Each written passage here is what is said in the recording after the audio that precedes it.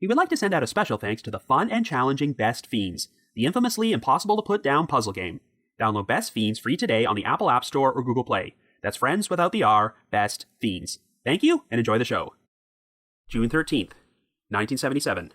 Ohio County, West Virginia. Roberta Elam, a 26-year-old postulant known as Sister Robin who was planning to become a nun, leaves the mother house of the Mount St. Joseph Convent. Hours later, Sister Robin's body is found on top of a hill in a meditation area, and she has been raped and strangled to death. There is speculation that her death might be connected to the murders of other young women which took place in neighboring Washington County during the preceding months. In recent years, investigators have looked into a potential suspect who supposedly confessed to Sister Robin's murder, but have yet to uncover any conclusive evidence to link him to the crime. After that, the trail went cold.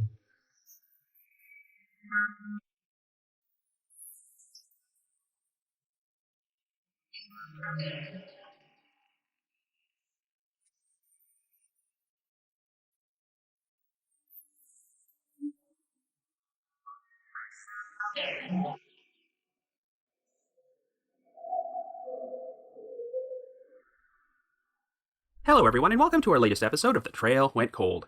I'm your host Robin Warder, and today we're going to be exploring an horrific crime about a victim who was preparing to become a nun, the 1977 murder of Sister Roberta Elam. This case was originally suggested to me nearly 3 years ago by a listener named Cairo, and in late 2019, it was also explored by noted cold case investigator Paul Holes in an episode of his true crime TV series, The DNA of Murder. Roberta Elam was a postulant who had just joined the Sisters of St. Joseph and was known as Sister Robin at the time of her death. On the day she was killed, Sister Robin was staying at the Mount St. Joseph Convent in Ohio County and had just begun an 8-day silent retreat in which she would contemplate and prepare for her final vows to become a nun. After walking to the secluded meditation area, Sister Robin was raped and murdered by an unknown assailant, who was brazen enough to commit this crime on convent grounds in broad daylight without being seen. During the early stages of the investigation, there was speculation that Sister Robin may have been the victim of a serial killer nicknamed the Washington Strangler, as no less than 4 other young women from neighboring Washington County had been sexually assaulted and murdered under similar circumstances in the preceding 7.5 months. As the years have gone by, some of these murders have been solved, and it seems likely that most of them are not connected to each other. In fact, a promising suspect has emerged in Sister Robin's murder, who may have been prematurely ruled out during the early stages of the investigation, but thus far, they've been unable to conclusively prove that he did it. So on this episode, we're not only going to explore Sister Robin's case, but also the other Washington County murders, as some of them are still unsolved to this day. However, before we get started, just a quick reminder that The Trail Went Cold is a weekly podcast, which is currently available for download on several platforms, including Apple Podcasts, Stitcher, Google Podcasts, and Spotify. So if you like this podcast, be sure to subscribe to it, and please leave us a rating or review on any of those sites to help spread the word. The Trail Went Cold is on Patreon, so if you would like to learn how to support the show, please visit our page at patreon.com/thetrailwentcold. For as little as $1 a month, you can garner access to exclusive rewards, which may include stickers and thank you cards, early access to episodes, and bonus content. So with all that out of the way, let us now explore the murder of Sister Roberta Elam.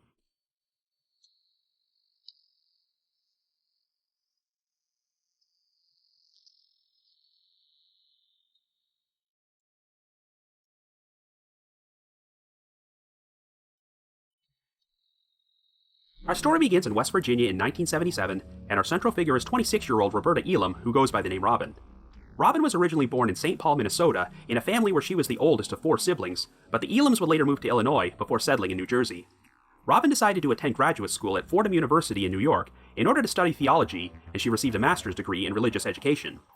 She was described by everyone who knew her as an outspoken woman who was very passionate about social justice issues.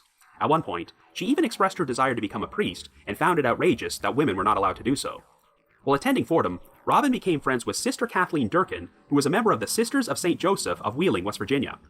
This inspired Robin to move there, where she went to work at the office for the Roman Catholic Diocese of Wheeling-Charleston.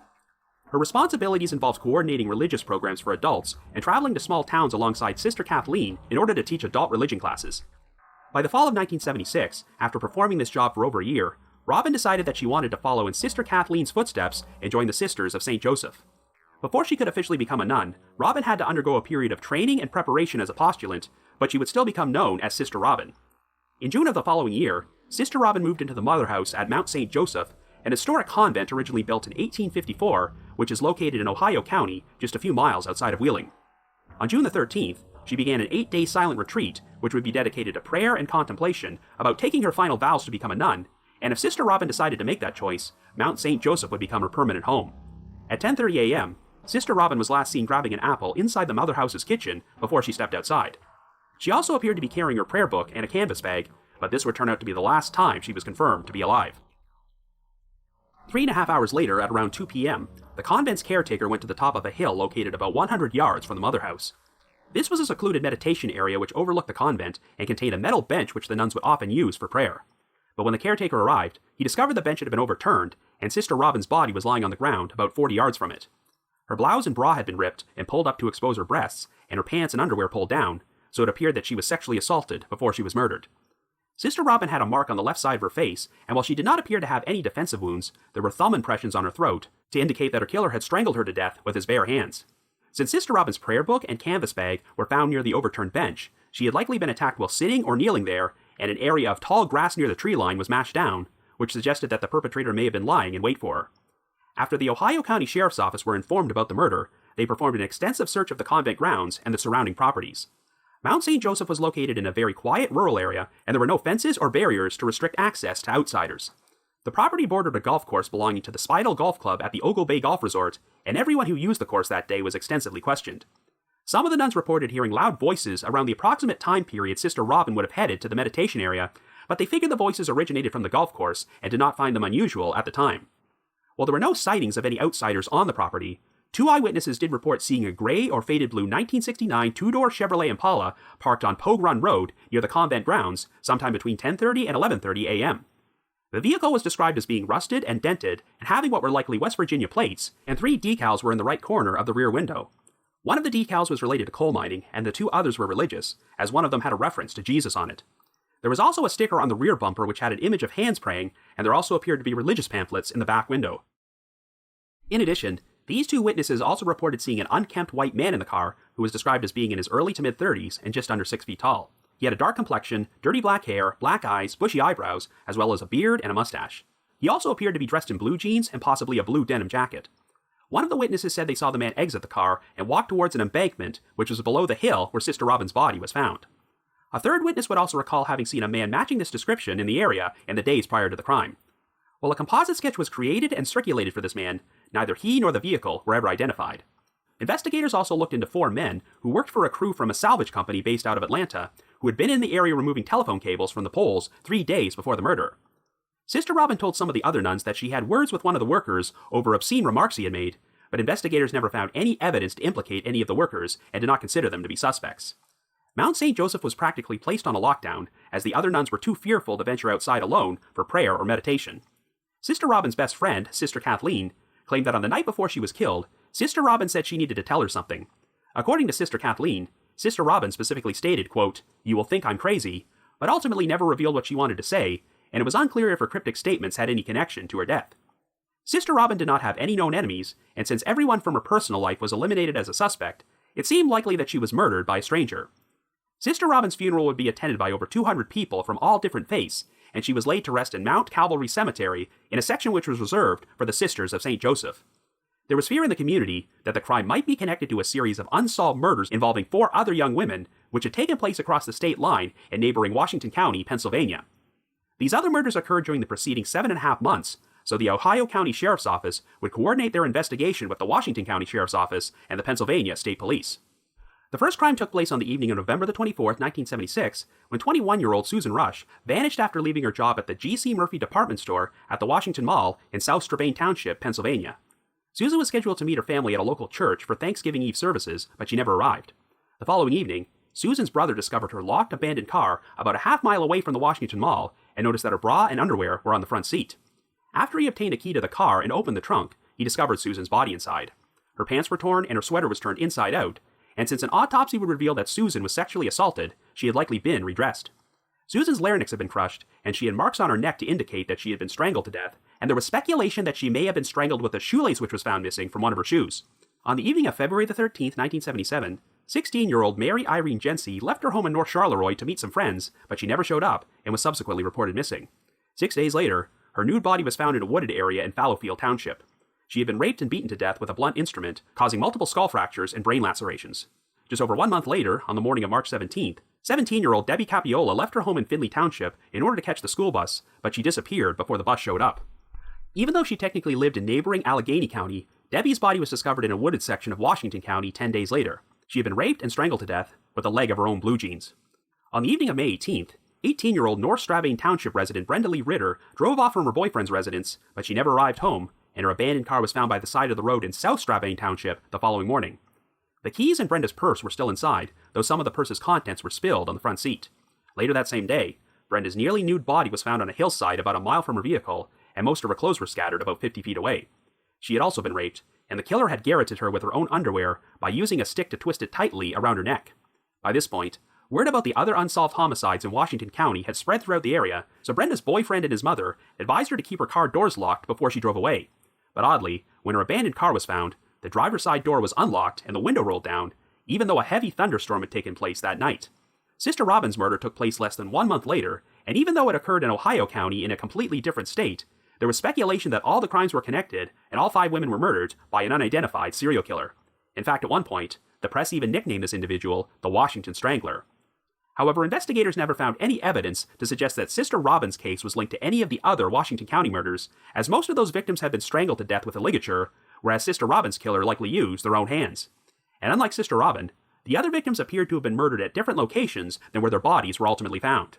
Over the next few decades, a couple of the Washington County murders would actually be solved, and I'll provide additional details about these cases later on in the episode. But as the years have gone on, it seems more likely that each murder was committed by a different perpetrator. The investigation into Sister Robin's murder would remain dormant for the next few decades until the case was reopened in the early 2000s and evidence was submitted to a forensic laboratory.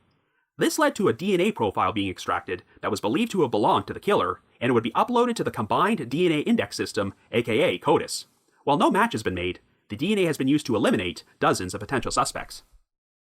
In November of 2019, Sister Robin's case would be featured on an episode of the Oxygen True Crime series, The DNA of Murder with Paul Holes, and for the first time ever, the identity of a very promising suspect was revealed publicly. The individual in question was a man named John Shoplack, who had lived in Wheeling at the time, and supposedly revealed details about the crime which were not public knowledge. Shoplack was known for having a hatred towards Catholics and a history of violence. 1 month before Sister Robin's murder, Shoplack broke up with his girlfriend, and she alleged that he had once tried to choke her. He had also been accused of raping 2 other girls, and at one point, he was arrested for robbing his own grandmother. During the burglary, Shoplack cut off his grandmother's finger in order to steal a ring she was wearing, and wrapped a telephone wire around her neck to stop her from screaming. In September of 1977, one of Shoplack's friends came forward to police and claimed that Shoplack had bragged about having attacked and murdered a nun after approaching her from behind and strangling her with a belt. Shoplack also said that he got blood on him during the attack and stated that the victim was, quote-unquote, either a virgin or was coming on the rag. Well, it turned out that Sister Robin was a virgin and had been on her period when she was raped, and her tampon was never removed. Since this information was never revealed publicly, it suggested that Shoplack had inside knowledge of the crime, but after checking his military records, investigators learned Shoplack's blood type, and it turned out that it did not match blood from the murder scene, which was believed to belong to the attacker. For this reason, Shoplack was eliminated as a suspect, but according to Paul Holes, this should not have been done, since military records from that time period were known for having what he described as a, quote-unquote, fairly high error rate due to outdated technology and serology methods. Shoplack passed away in August of 2019, 3 months before the DNA of Murder episode aired, but since he was hospitalized prior to his death and underwent some medical procedures, investigators are hoping that Shoplack's tissue samples are still on file and could be compared with the killer's DNA profile. At the time of this recording, this process has not taken place, but Lieutenant Doug Ernest of the Ohio County Sheriff's Office has stated, quote, "This case will be an open case for us until there is a prosecution and a conviction of the person who did this horrible crime," end quote. But for the moment, the murder of Sister Roberta Elam continues to remain unsolved. So I guess you could say, the trail went cold. But before we continue, we would like to take a few moments to discuss our sponsor, Best Fiends. We're currently in the middle of summer, and I'm quite happy that after nearly a year and a half, things are starting to get back to normal again, which is super refreshing. For instance, I was recently able to see a movie on the big screen inside a cinema for the first time in over 16 months. But if you want your brain to feel like it's summertime all the time, one of the best ways to do so is to download and play Best Fiends, which is a terrifically fun activity any time of the year. It's been nearly 2 years since I began playing Best Fiends for the first time, and as you can imagine, it's very difficult to stop, and this past month, I managed to make it all the way to level 1700. Best Fiends is way more fun than all the other matching puzzle games out there, as you can play it for 30 minutes and become so engrossed that it only feels like 30 seconds have passed.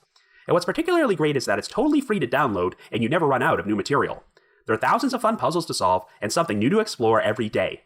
That's why even though I recently passed level 1700, I'm nowhere close to reaching the end.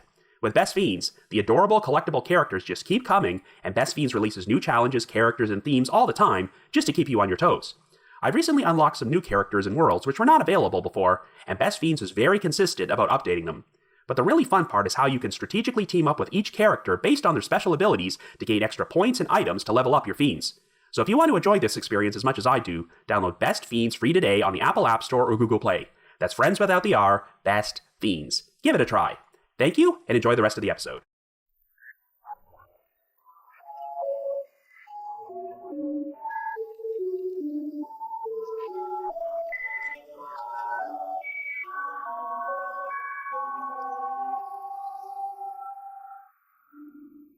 So even though Sister Robin was technically still a postulant and had not yet completed her final vows to become a nun, the fact that this murder took place on the grounds of an historic convent only about 100 yards from the main buildings was pretty shocking. I mean, there was no security at Mount St. Joseph at that time, and it would have been fairly easy for an outsider to sneak onto the property undetected, but I don't think anyone imagined that someone would be brazen enough to commit a crime as heinous as raping and murdering a nun, particularly in broad daylight. During the aforementioned DNA of Murder episode, Paul Hole spoke to some of the other nuns who were living at Mount St. Joseph at that time, including Sister Robin's best friend, Sister Kathleen Durkin.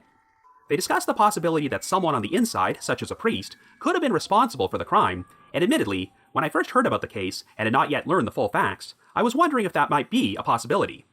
I don't want to immediately default to sounding alarm bells about a cover-up with the Catholic Church, but there are documented cases of priests having murdered nuns, including one which took place less than 3 years after this. On April the 9th, 1980, 71-year-old Sister Margaret Ann Paul, who belonged to the Catholic Religious Sisters of Mercy, was stabbed 31 times and strangled to death inside a chapel at Mercy Hospital in Toledo, Ohio. Sister Margaret Ann was the caretaker there, and 24 years later, Father Gerald Robinson, a retired Catholic priest who had been one of the hospital's chaplains at that time, was arrested for the murder, and he was eventually convicted and received a sentence of life imprisonment before he died in prison in 2014. However, there's really nothing to suggest that a priest or anyone affiliated with the convent was responsible for the murder of Sister Robin. If they wanted to commit sexual assault and murder, it just seems a lot more logical that they would use their position to do it behind closed doors, rather than out in the open on top of a hill. While it was secluded, this meditation area was often used by the nuns for prayer, so there would be a risk of someone walking in on the crime as it was taking place. It really does seem like the killer was an outsider, though whether Sister Robin was specifically targeted, or if she was just a random victim who was in the wrong place at the wrong time, is not so clear. During an interview on the DNA of Murder episode, Sister Kathleen discussed the cryptic statement Sister Robin made on the night before she was killed, where she implied that she had something to tell her, and used the words, quote-unquote, "You will think I'm crazy." I've seen quite a few cases where a victim told a friend or family member that they had something important to reveal, but decided not to do so, and went missing or were murdered a short time later. It's easy to assume the victim was about to share information which had some sort of connection to what happened to them, but it's also possible that the timing was nothing more than an unfortunate coincidence. Investigators checked out everyone from Sister Robin's personal life and found nothing to indicate that she had any enemies or dark secrets. But even though she had joined the Sisters of St. Joseph, Sister Robin had not yet taken her final vows to become a nun, and on the day she was killed, she was beginning an 8-day silent retreat, where she would spend much of her time in contemplation about her ultimate decision. Some people in her life believed that Sister Robin still seemed a bit unsure about what exactly she wanted to do, so it was still not a 100% guarantee that she would elect to become a nun. According to her family, she was very passionate about social justice, and likely would have been heavily involved in activism if she lived, but she was also described as having a bit of a rebellious side, which doesn't necessarily lend itself to this lifestyle. So it's entirely possible that Sister Robin's cryptic statements to Sister Kathleen were somehow related to her making a decision about what to do with her life and had no relevance to her murder. I do not think this is a situation where, say, Sister Robin had a secret boyfriend she was planning to meet at the top of the hill that morning who ultimately decided to kill her. The evidence really seems to indicate that she was up there praying or in silent contemplation before she was taken by complete surprise by a stranger who attacked her.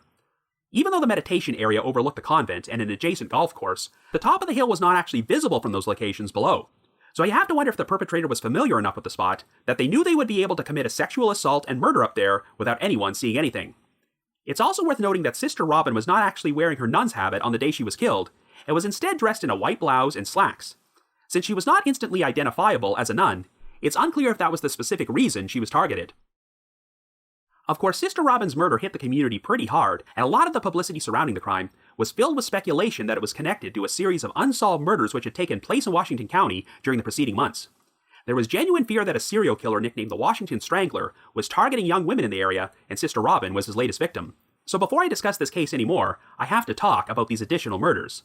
To get a sense of the geography, even though this crime took place in Ohio County, West Virginia, Mount St. Joseph is only about 12 miles west from the Pennsylvania state line, and the neighboring county is Washington County. The victims in these other cases were sexually assaulted, and all but one of them were strangled to death, so it's easy to understand why it might have been compelling to think all these crimes were linked. But like I mentioned earlier, 2 of the murders from Washington County have since been solved.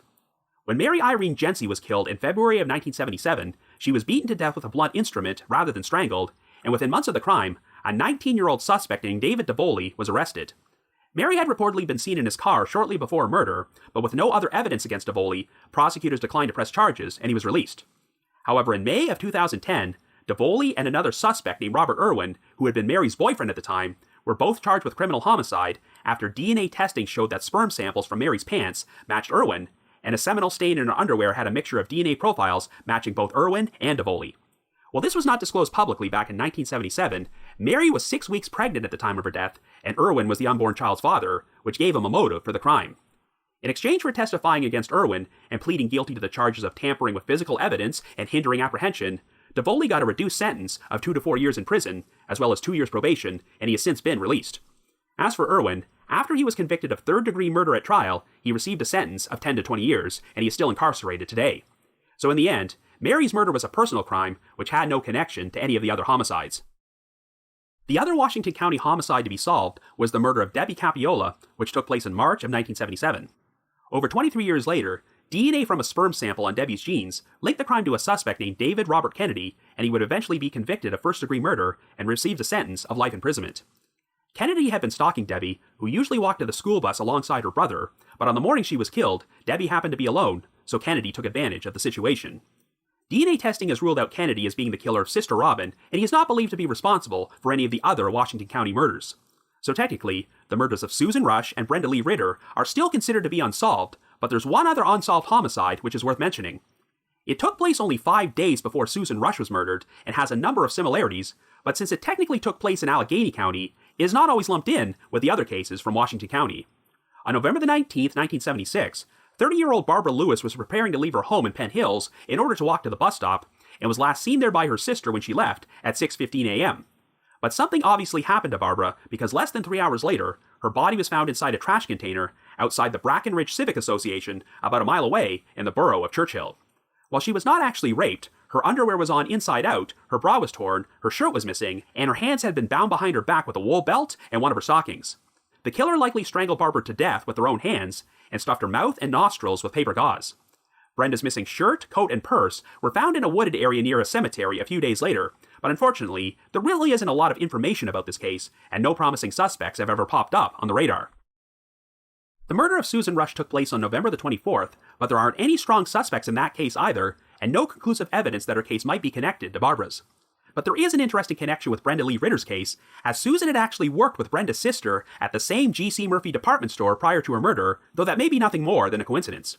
As far as I know, there has never been any mention of DNA evidence in Barbara and Susan's murders, but a sample of the killer's DNA was found on Brenda's body. There's also been a prevalent theory in Brenda's case that she could have been murdered by a police officer or someone impersonating a police officer. Remember, Brenda's abandoned car was found by the side of the road with the driver's door unlocked and the window rolled down, even though there was a bad thunderstorm that night and she had been advised to keep her doors locked because of the paranoia surrounding all the other murders in the county. It's also worth mentioning that Brenda's driver's license was never found, so she may have pulled over and been ambushed in what she believed was a routine traffic stop. Interestingly enough, 2 days before Brenda's murder, Washington County Sheriff Hannah Johns lost his bid for re-election as the Democratic nomination for sheriff, and he fatally shot himself 1 week later. Johns' family insisted that his suicide was the result of him being despondent over his failure to get re-elected, but there were a number of rumors throughout the community that he may have taken his own life because he was Brenda's killer. However, Johns was thoroughly investigated and cleared by law enforcement, who never found any evidence to suggest he was involved in the crime. Even so, you do have to wonder what may have compelled Brenda to pull over that night, and I think the same question might apply to Susan's case, since she was last seen driving away in her car as well before her body was discovered inside the trunk. The only thing that seems clear about these crimes is that there was no Washington Strangler, and that most, if not all of the murders, were likely committed by different individuals and not some lone boogeyman serial killer. Theoretically, I guess it's still possible that the same person was responsible for the deaths of Barbara Lewis, Susan Rush, and Brenda Lee Ritter, but there's nothing to conclusively link them together either. Since there was DNA evidence in Brenda's case, I can only assume it did not match the DNA profile of Sister Robin's killer, which would rule out the possibility of those two crimes being connected. So unless there's any evidence to suggest otherwise, I can only believe that the murder of Sister Robin was a standalone crime, which has no link to any of the Washington County murders, and it's just an odd coincidence that so many young women were raped and strangled to death by different perpetrators in the same geographic region from November of 1976 until June of 1977. Of course, the big development in Sister Robin's case in recent years is that a promising suspect has been named publicly, John Shopblack. If you look at any of the original newspaper coverage of this case, Shopblack is not mentioned anywhere, and I never heard his name until the DNA Murder of episode aired in November of 2019, 3 months after Shopblack's death. While there is very little information out there about Shopblack, the information which is available makes him sound like a very violent person who might be capable of a crime like this, though, as far as I can tell, he has never been linked to any other murders. Of course, the most damning evidence against Shopblack is that he allegedly told a friend of his that he had murdered a nun and provided details about the crime which are not public knowledge at that time. Indeed, looking through old newspaper articles from 1977, there is definitely no mention about Sister Robin being a virgin who was on her period and still had her tampon inserted when she was raped. It would be one thing if Shopblack's friend had come forward with this story years after the fact, but he spoke to police only 3 months after the crime took place. If they had today's technology back then, this crime might have been solved, but DNA testing was still not a thing yet, and it seems like investigators ruled out Shopblack as a suspect based purely on what might have been very flawed and outdated methods for determining his blood type. All that being said, I would be interested to know if there's any other compelling evidence which might link Shopblack to the crime. It seemed like for decades, the strongest lead in this case were the eyewitness sightings of a man who was seen in a 1969 Chevrolet Impala parked by the side of the road near Mount St. Joseph on the morning of the murder. The Impala was also described as having very distinct decals, so did Shopblack own or have access to such a vehicle with these decals in 1977? The man was also described as having black hair, bushy eyebrows, and a beard, and being in his early to mid-30s, and Shopblack would have been 25 years old at that time. The only photograph of Shopblack which appears to be available online is a mugshot which was taken of him when he was arrested for a minor offense in 2002. He's clean-shaven in the photo, and since 25 years have passed, it's impossible to determine if he has much of a resemblance to the man from the composite sketch. And of course, even though the timeline fits, we can't even be 100% certain that the bearded man seen near the Impala was actually Sister Robin's killer. We do have one eyewitness who claimed they saw a man matching this description in the area a few days before the murder, and if Shopblack really did have an immense hatred for Catholics and knew this was a Roman Catholic convent, perhaps he was scouting the place beforehand and figured the meditation area was a secluded enough place to attack someone without being seen. If another nun besides Sister Robin had traveled to the top of the hill that morning, perhaps she would have been murdered instead. So it's been nearly 2 years since that DNA of Murder episode aired, and I wondered if there was any progress with obtaining Shopblack's tissue samples and comparing them to the killer's DNA profile. Well, coincidentally enough, while I was preparing this episode, the Murder Squad podcast co-hosted by Paul Holes and Billy Jensen released their own episode about the Washington Strangler, which mentioned Sister Robin's murder. Holes did confirm that the DNA comparison has still not taken place yet, as it sounds like there might be a lot of red tape involved with getting the tissue samples. I guess if these samples no longer exist, exhuming Shopblack's body might be the only way to get a sample of his DNA, and I'm sure that would also involve a lot of red tape. During the same episode, Holes also confirmed that even though a vaginal swab had been taken to collect a sperm sample back in 1977, it was inexplicably thrown out, and the only remaining samples of the killer's DNA were taken from dried semen on Sister Robin's pubic hairs.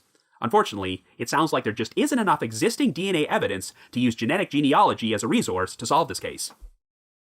From what I've heard about him, John Shopblack does seem like a promising candidate to be the killer, but since he's no longer with us, it sounds like the only way to conclusively prove or disprove this would be through DNA testing. If it turns out not to be a match, then I guess the investigation can move on to other leads, and it sounds like law enforcement will not give up until they solve this one. Overall, I am inclined to think that Sister Robin's murder has no connection to any of the crimes from Washington County, and while it's nice that some of these cases have wound up being solved these past few decades, there are others which still require a resolution.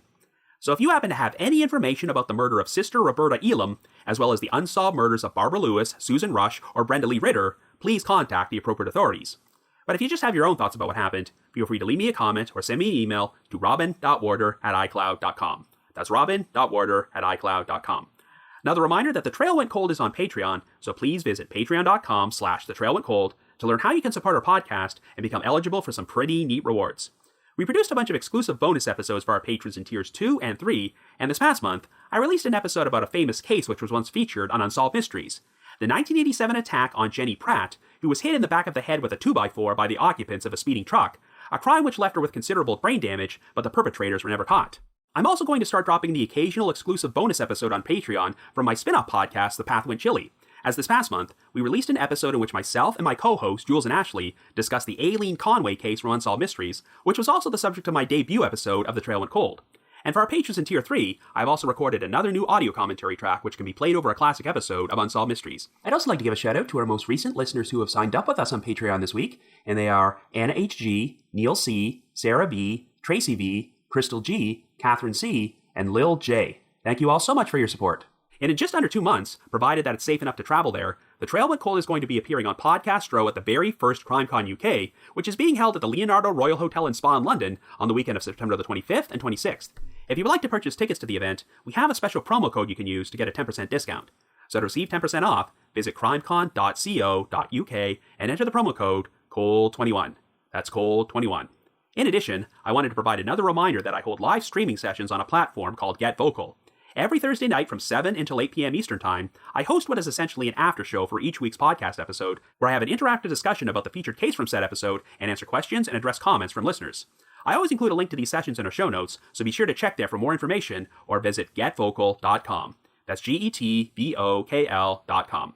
I just wanted to give another shout out to my supporters at the Unsolved Mysteries message board at the Sitcoms Online forum and the Unresolved Mysteries subreddit. I need to provide a big thanks to Miguel Foote, who edits and assembles this podcast together for me, and Vince Nitro, who composes the eerie music you hear on every episode. If you haven't already, you can like us on Facebook, follow us on Twitter, or leave us a rating or review on Apple Podcasts, Stitcher, Google Podcasts, or Spotify. So have yourself a good week and join us next Wednesday for another brand new episode of The Trail Went Cold.